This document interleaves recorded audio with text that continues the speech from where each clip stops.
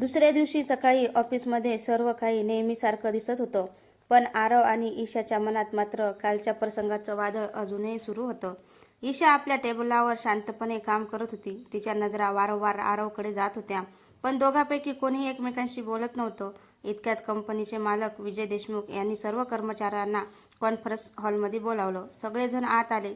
विजय sir गंभीर आवाजात म्हणाले, आज एक मी महत्त्वाची घोषणा करणार आहे. आपल्या कंपनीला मोठा प्रोजेक्ट मिळाला आहे, पण या प्रोजेक्टचे नेतृत्व फक्त एकाच व्यक्तीकडे असते.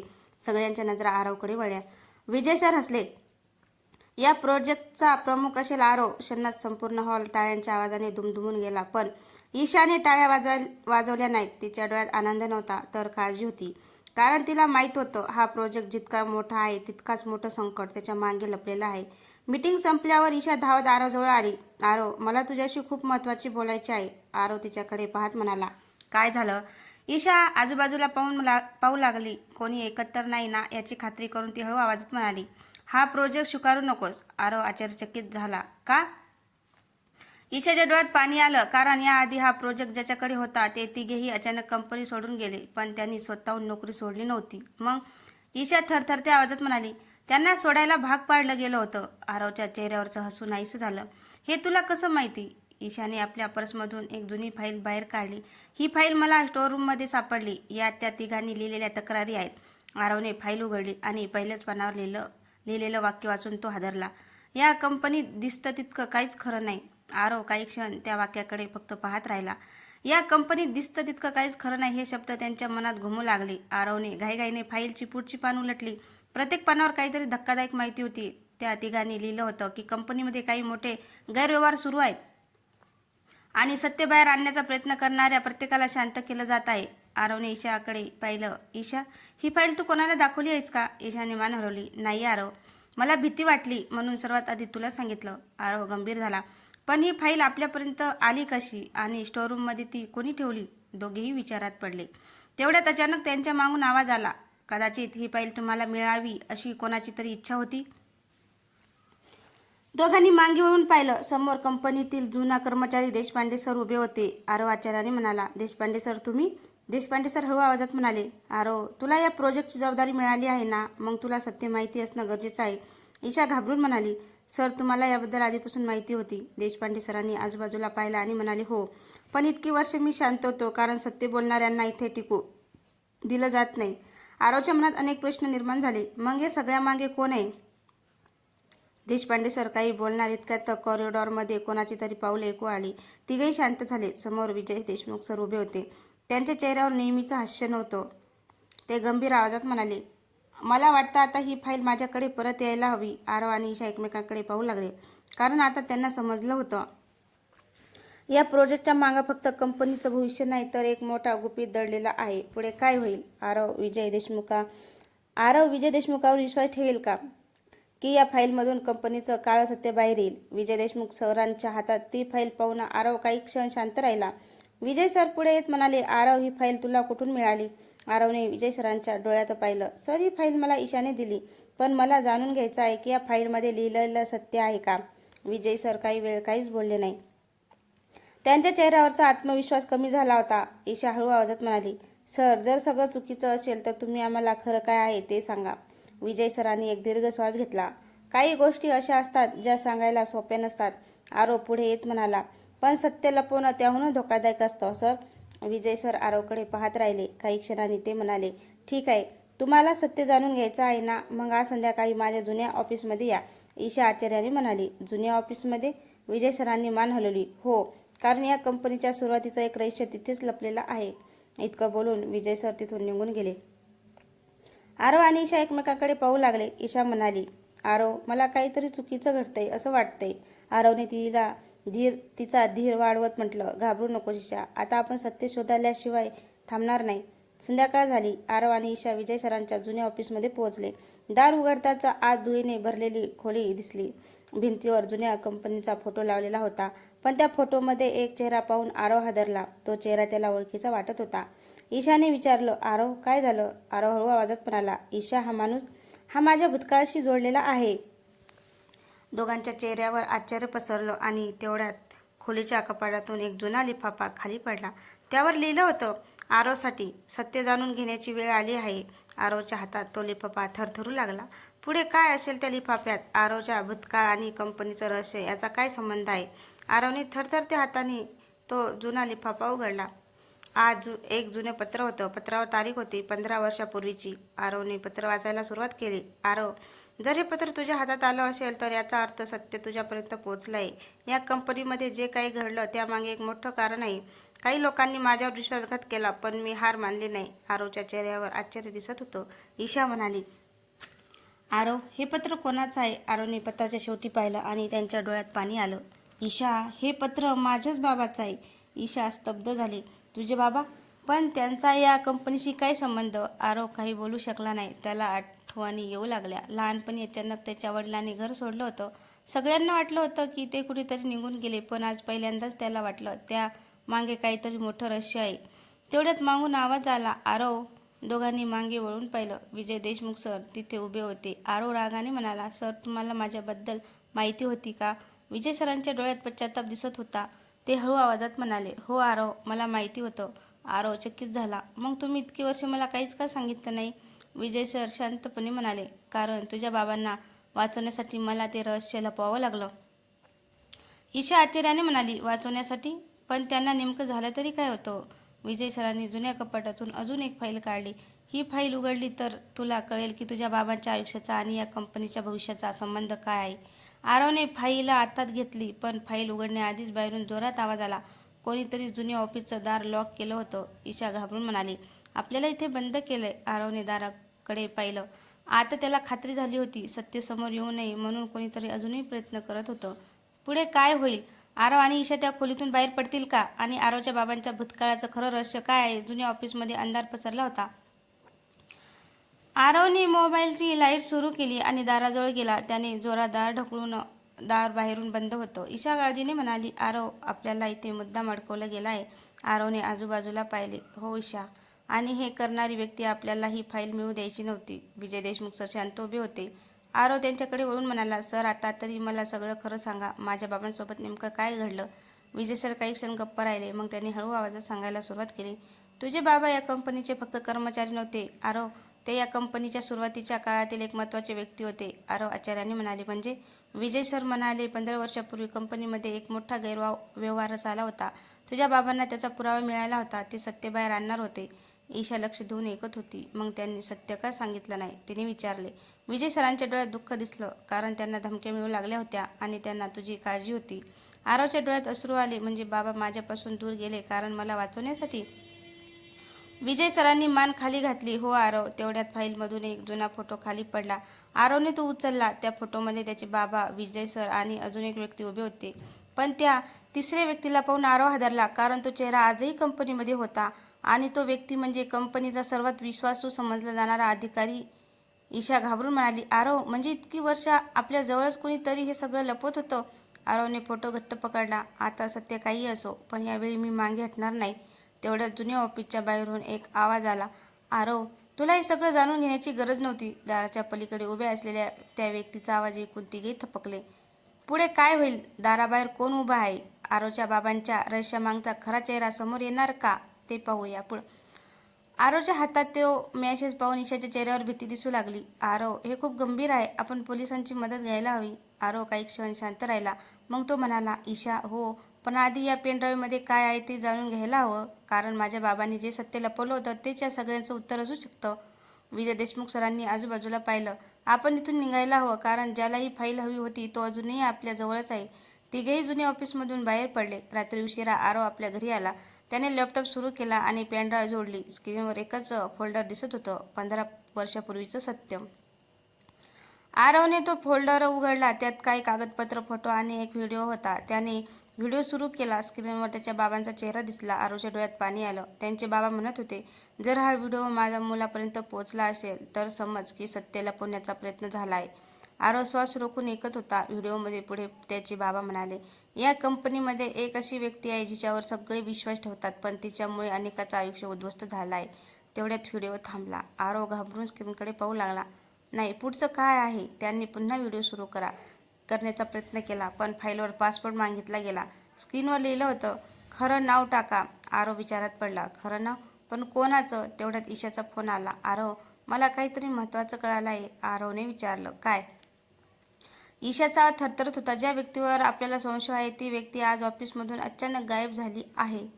आरव स्तब्ध झाला, कारण त्याला जाणवलं सत्तेसमोर येण्याआधीच कोणीतरी पुरावे मिटवायला सुरुवात केली होती. पुढे काय होईल? व्हिडिओचा पासपोर्ट कोणता असेल?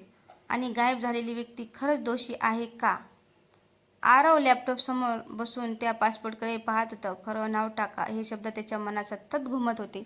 ईशाचा फोन अजूनही सुरू होता. आरव, काही आठवते का? तुझ्या बाबांनी कधी कोणाचं नाव घेतलं होतं का? आरव काही क्षण विचारात पडला. अचानक त्याला लहानपणीची एक आठवण झाली.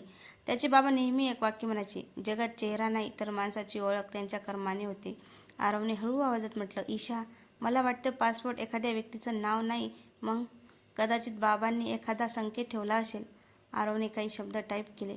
पहिला प्रयत्न चुकीचा, दुसरा प्रयत्न चुकीचा, तिसरा प्रयत्नाला स्क्रीनवर फाईल उघडली. आरव आणि ईशा दोघेही शांत झाले. फाईलमध्ये कंपनीच्या जुन्या व्यवहाराची माहिती होती आणि शेवटी एक यादी होती, ज्या लोकांनी कंपनी सोडली होती त्यांची. पण त्या यादीत एक नाव पाहून आरव हादरला. ते नाव होतं आरवचे वडील, अनिल देशमुख. आरवच्या हातातून मोबाईल खाली पडला. ईशा, माझ्या बाबांनी कंपनी सोडली नव्हती, ईशा घाबरून म्हणाली. मग? आरवच्या डोळ्यात अश्रू आले. त्यांना कंपनी सोडायला भाग पाडलं गेलं होतं. तेवढ्यात लॅपटॉपवर एक नवीन फाईल दिसली. शेवटचा पुरावा फक्त आरवसाठी. आरवने ती फाईल उघडली. आत एक पत्र होतं. आरव, जर तू इथपर्यंत पोहोचला असेल तर मला अभिमान आहे, पण लक्षात ठेव, या सत्याचा सामना करताना तुला एका जवळच्या व्यक्तीवर विश्वास ठेवावा लागेल. आरव थांबला, कारण पत्राच्या शेवटी एक नाव लिहिलं होतं. ते नाव वाचून त्याचा चेहरा बदलला, कारण ते नाव होतं ईशा. आरव आश्चर्याने स्क्रीनकडे पाहत राहिला. ईशा, तुझं नाव यात का आहे? ईशाही काही बोलू शकली नाही, कारण तिलाही माहिती नव्हतं की तिचं नाव आणि आरवच्या बाबांच्या रहस्याचा संबंध काय आहे. पुढे काय होईल? ईशाच्या या रहस्याची काय संबंध आहे? आरव ईशावर विश्वास ठेवेल का? आरवच्या हातात ते पत्र होतं आणि त्यांच्याच डोळ्यासमोर फक्त एकच प्रश्न होतं, ईशाचं नाव माझ्या बाबांच्या पत्रात का आहे? आरवने हळू आवाजात विचारलं. ईशा, तुला माझ्या बाबांबद्दल काही माहिती होती का? ईशाच्या डोळ्यात आश्चर्य आणि गोंधळ होता. नाही आरव, मला खरंच काहीच माहिती नाही. माझी आणि तुझ्या बाबांची कधीही भेट झाली नाही. आरव काही बोलला नाही, पण त्याच्या मनात शंका निर्माण झाली होती. तेवढ्यात ईशाने पत्र पुन्हा हातात घेतलं. आरव, इथे अजूनही काहीतरी लिहिलं आहे. दोघांनी पत्र नीट पाहिलं. शेवटी एक ओळ लिहिली होती, ईशावर विश्वास ठेव, कारण तीच तुला माझ्या पूर्ण सत्यापर्यंत घेऊन जाईल. आरव शांत झाला. त्याला जाणवलं की ईशावर संशय घेणं चुकीचं आहे. तो हळू आवाजात म्हणाला, ईशा, मला माफ कर. परिस्थितीमुळे माझ्या मनात प्रश्न निर्माण झाले. ईशाने हलकं हसलत म्हटलं, आरव, मला माहिती आहे, पण आता आपण हे रहस्य एकत्र सोडवू. दोघांनी पुन्हा पेनड्राईव्हमधील कागदपत्र तपासायला सुरुवात केली. तेवढ्यात एका जुन्या फोटोच्या मागे काहीतरी लिहिलेलं होतं. आरवने फोटो उलटा केला. मागे लिहिलं होतं, ज्या दिवशी हे सत्य बाहेर येईल त्या दिवशी खरा चेहरा समोर येईल. आणि खाली एक तारीख होती. ती तारीख पाहून आरव थक्क झाला, कारण ती तारीख होती ईशा कंपनीत येण्याच्या एक दिवस आधीची. ईशाने आश्चर्याने आरवकडे पाहिलं. आरव, म्हणजे माझं या सगळ्यात येणं आधीपासूनच ठरलेलं होतं का? दोघंही विचारात पडले. तेवढ्यात आरवच्या मोबाईलवर पुन्हा एक मेसेज आला. यावेळी फक्त एकच वाक्य होतं, तुम्ही सत्याच्या खूप जवळ झाला आहात. आता पुढचा चाल माझी असेल. आरवने मोबाईल घट्ट पकडला. आता त्याला खात्री झाली होती, कोणीतरी जवळची व्यक्ती हे सगळं खेळ खेळत होती. पुढे काय होईल? आरव आणि ईशा त्या व्यक्तीला ओळखू शकतील का? आणि ईशाच्या रहस्यमागचा खरा संबंध काय आहे? आरव त्या मेसेजकडे पाहतच राहिला. त्याच्या मनात एकच विचार होता, आपल्या इतक्या जवळ कोण आहे ज्याला आपल्या प्रत्येक हालचालीची माहिती आहे? ईशा म्हणाली, आरव, आपण कोणावरही लगेच संशय घेऊ नये, पण आता सावध राहणं गरजेचं आहे. आरवने मान हलवली. हो ईशा, पण आपल्याला त्या व्यक्तीपर्यंत पोहोचायचं असेल तर आपल्याला सत्याच्या अजून जवळ जावं लागेल. दोघांनी पुन्हा कागदपत्र तपासायला सुरुवात केली. अचानक ईशाला एका जुन्या रिपोर्टमध्ये काहीतरी वेगळं दिसलं. ती म्हणाली, आरव, हे बघ. आरव तिच्या जवळ आला. त्या रिपोर्टमध्ये एका बनावट सहीचा उल्लेख होता आणि ती सही पाहून आरव थक्क झाला. ही सही? ईशाने विचारलं. काय झालं? आरव गंभीर आवाजात म्हणाला, ही सही मी याआधी पाहिली आहे. कुठे? आरव काही क्षण शांत राहिला. मग तो म्हणाला, विजय सरांच्या जुन्या कागदपत्रांमध्ये. दोघांच्या चेहऱ्यावर चिंता पसरली, कारण आता संशयाची दिशा बदलत होती. तेवढ्यात विजय देशमुख सरांचा फोन आला. आरवने फोन उचलला. आरव, लगेच ऑफिसमध्ये, मला तुला काही महत्त्वाचं सांगायचं आहे. आरवने विचारलं. सर, काय झालं? विजय सरांचा आवाज गंभीर होता. ज्या व्यक्तीचा आपण शोध घेतोय ती व्यक्ती आपल्या कल्पनेपेक्षा खूप जवळ आहे. फोन कट झाला. आरव आणि ईशा एकमेकांकडे पाहू लागले. थोड्याच वेळात ते ऑफिसमध्ये पोहोचले. विजय सर त्यांच्या कॅबिनमध्ये उभे होते. त्यांच्या हातात एक जुना फोटो होता. ते फोटो आरवसमोर ठेवत म्हणाले, आरव, आता तुला हे सत्य जाणून घ्यावं लागेल. आरवने फोटो हातात घेतला. फोटोमध्ये 3 लोक होते. आरवचे बाबा विजय देशमुख सर आणि ज्याच्यावर आज सगळे विश्वास ठेवतात तीच व्यक्ती. आरवच्या डोळ्यात आश्चर्य उमटलं, कारण तो चेहरा पाहून तो फक्त एवढंच म्हणू शकला, हे शक्य नाही. आरव फोटो हातात घेऊन काही क्षण स्तब्ध उभा राहिला. त्या फोटोमध्ये असलेली तिसरी व्यक्ती पाहून त्याला विश्वासच बसत नव्हता. नाही, हे अशक्य आहे. ईशाने फोटो आरवच्या हातातून घेतला. फोटो पाहता तिच्याही चेहऱ्यावर आश्चर्य उमटलं. आरव, म्हणजे इतकी वर्ष आपण ज्याच्यावर विश्वास ठेवला? आरव काही बोलला नाही, कारण फोटोमध्ये असलेली व्यक्ती होती कंपनीचा सर्वात जुना आणि विश्वासू कर्मचारी समीर कुलकर्णी.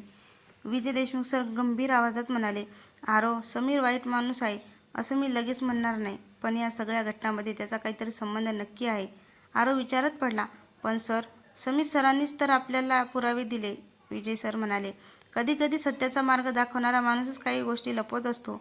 ईशा शांतपणे म्हणाली, मग आपल्याला त्यांच्याशी बोलायला हवं. त्याचवेळी ऑफिसच्या बाहेर कोणीतरी यायचं बोलणं ऐकत होतं. तो व्यक्ती हळूच तिथून निघून गेला. काही वेळात आरव, ईशा आणि विजय सर समीरच्या कॅबिनमध्ये गेले, पण कॅबिन रिकामी होती. टेबलावर फक्त एक पत्र ठेवलं होतं. आरवने पत्र उचललं. त्यावर लिहिलं होतं, मला शोधण्याचा प्रयत्न करू नका, कारण सत्य समोर आलं तर अनेक नाती तुटतील. आरवने पत्र वाचलं आणि म्हणाला, नाही, आता मी मागे हटणार नाही. तेवढ्यात ईशाला टेबलच्या खाली एक छोटी डायरी दिसली. तिने ती उचलली. डायरीच्या पहिल्या पानावर लिहिलं होतं, अनिल देशमुख आणि विजय देशमुख यांचं नातं. आरवच्या हातातून ती डायरी घेतली गेली नाही, कारण आता त्याला कळणार होतं त्यांच्या बाबांच्या आयुष्यात नेमकं काय घडलं होतं. आरवने ती जुनी डायरी हातात घेतली. त्याच्या मनात अनेक प्रश्न होते. अनिल देशमुख आणि विजय देशमुख यांचं सत्य, हे वाचून त्यांच्या मनाची धडधड वाढली. त्यांनी डायरीचं पहिलं पान उघडलं. पहिल्याच पानावर लिहिलं होतं, आजपासून 15 वर्षापूर्वी मी आणि विजयने मिळून ही कंपनी उभी केली. आमचं एकच स्वप्न होतं, प्रामाणिकपणाने यश मिळवायचं. आरव शांतपणे वाचत होता. पुढच्या पानावर लिहिलं होतं, पण कंपनी मोठी होत गेली आणि काही लोकांच्या मनात लालच वाढत गेला. आम्हाला कळलं की कोणीतरी कंपनीच्या नावाचा गैरवापर करत आहे. ईशा लक्ष देऊन डायरी वाचत होती. अचानक एका पानावर एक नाव लिहिलेलं दिसलं. ईशा थांबली. आरव, हे नाव बघ. आरवने पाहिलं. ते नाव होतं समीर कुलकर्णी. आरवच्या चेहऱ्यावर चिंता दिसली. पुढे लिहिलं होतं, समीरवर माझा विश्वास होता, पण काही पुरावे असे सांगत होते की तो कोणासाठी तरी काम करत होता. आरव हादरला. म्हणजे समीर सर? विजय देशमुख सर शांत उभे होते. त्यांनी हळू आवाजात सांगितलं, आरव, त्या काळात आम्हाला कोणावर विश्वास ठेवायचा हे समजत नव्हतं. तेवढ्या डायरीच्या मधून एक छोटा कागद खाली पडला. त्यावर फक्त एक वाक्य लिहिलं होतं, खरा दोषी अजूनही कंपनीतच आहे. ईशाने घाबरून विचारलं, मग तो कोण आहे? आरवने डायरी बंद केली. हे शोधल्याशिवाय आपण थांबणार नाही. तेवढ्यात ऑफिसच्या बाहेरून पुन्हा एक अनोळखी फोन आला. आरवने फोन उचलला. समोरून एक गंभीर आवाज आला, आरव, तुला तुझ्या बाबांचं सत्य हवं आहे ना? आरव शांत झाला. हो. कोण बोलतंय? आवाज आला, ज्याच्यावर तू सर्वात जास्त विश्वास ठेवतोस ना, त्याच्यापासून सावध राहा. आणि फोन कट झाला. आरव आणि ईशा एकमेकांकडे पाहू लागले, कारण आता प्रश्न फक्त कंपनीच्या रहस्याचा नव्हता, तर विश्वासाचा होता. आरव त्या फोनमधल्या शेवटच्या वाक्याचा विचार करत होता, ज्याच्यावर तू सर्वात जास्त विश्वास ठेवतो त्यांच्यापासून सावध राहा. हे शब्द त्याच्या मनात सतत घुमत होते. ईशा म्हणाली, आरव, कदाचित हा आपल्याला गोंधळात टाकण्याचा प्रयत्न करत असेल, पण आपण शांतपणे विचार करायला हवा. आरवने मान हलवली. हो ईशा, पण आता प्रत्येक व्यक्तींची सत्यता तपासावी लागेल. तेवढ्यात विजय देशमुख सर म्हणाले, आरव, मला तुला अजून एक गोष्ट सांगायची आहे. आरवने त्याच्याकडे पाहिलं. काय सर? विजय सरांनी एक जुना कागद बाहेर काढला. तुझ्या बाबांनी कंपनी सोडण्याआधी मला हा कागद दिला होता, पण त्यांनी सांगितलं होतं की योग्य वेळ आल्यावरच तो तुला द्यायचा. आरवने तो कागद उघडला. त्यावर लिहिलं होतं, आरव, आयुष्यात कधीही फक्त दिसण्यावर विश्वास ठेवू नकोस. काही चेहरे आपले वाटतात, पण त्यामागे वेगळं सत्य लपलेलं असतं. आरवच्या डोळ्यात पाणी आलं. बाबांना कदाचित माहिती होतं की एक दिवस मला हे सगळं शोधावं लागेल. ईशाने त्याचा हात धरत म्हटलं, आरव, आपण हे सत्य नक्की शोधू. तेवढ्यात ऑफिसच्या स्क्रीनवर अचानक एक व्हिडिओ सुरू झाला. सगळेजण आश्चर्याने स्क्रीनकडे पाहू लागले. व्हिडिओमध्ये एक व्यक्ती दिसत होता आणि तो आवाज ओळखीचाच होता. तो म्हणत होता, जर तुम्ही हा व्हिडिओ पाहत असाल तर माझं सत्य लपवण्याचा प्रयत्न झाला आहे. आरव थक्क झाला, कारण तो आवाज होता अनिल देशमुखांचा. सगळ्यांच्या नजरा स्क्रीनवर खेळल्या. व्हिडिओ पुढे सुरू झाला. आरव माझ्या मला माहीत आहे की एक दिवस तू हे पाहशील, पण लक्षात ठेव, या सगळ्यामागे फक्त एक व्यक्ती नाही. व्हिडिओ अचानक बंद झाला आणि स्क्रीनवर एक शब्द दिसला, सुरुवात. आरवच्या चेहऱ्यावर निर्धार दिसत होता, कारण आता हे रहस्य उलगडण्याची खरी वेळ आली होती. पुढे काय होईल? अनिल देशमुखांच्या व्हिडिओमध्ये अजून काही सत्य आहे आणि कंपनीच्या या खेळामागे किती लोक सामील आहेत ते पाहू आपण पुढच्या भागात. तर मित्रांनो, ऑफिसमधलं प्रेम ही कथा ना एक नवीन वळणामध्ये सुरू झालेली आहे.